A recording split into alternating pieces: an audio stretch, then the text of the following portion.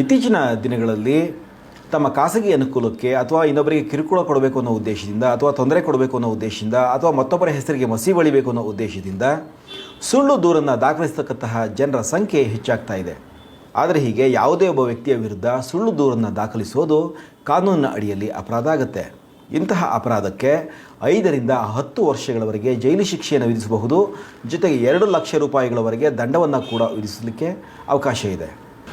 ಭಾರತೀಯ ನ್ಯಾಯ ಸಂಹಿತೆಯ ಸೆಕ್ಷನ್ 248ರ ಅಡಿಯಲ್ಲಿ ಹೀಗೆ ಸುಳ್ಳು ದೂರನ್ನು ದಾಖಲಿಸೋದು ಅಪರಾಧವಾಗುತ್ತೆ.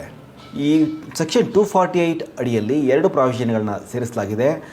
ಸೆಕ್ಷನ್ ಎ ಪ್ರಕಾರ ಯಾವುದೇ ಒಬ್ಬ ವ್ಯಕ್ತಿಯ ವಿರುದ್ಧ ಮತ್ತೊಬ್ಬ ವ್ಯಕ್ತಿ ಸುಳ್ಳು ದೂರನ್ನು ದಾಖಲಿಸಿದ್ದು ಸಾಬೀತಾಯಿತು ಅಂದರೆ ಅಂತಹ ವ್ಯಕ್ತಿಗೆ 5 ವರ್ಷಗಳವರೆಗೆ ಜೈಲು ಶಿಕ್ಷೆಯನ್ನು ವಿಧಿಸಬಹುದಾಗಿದೆ. ಜೊತೆಗೆ 2 ಲಕ್ಷ ರೂಪಾಯಿಗಳವರೆಗೆ ದಂಡವನ್ನು ಕೂಡ ವಿಧಿಸಬಹುದಾಗಿದೆ.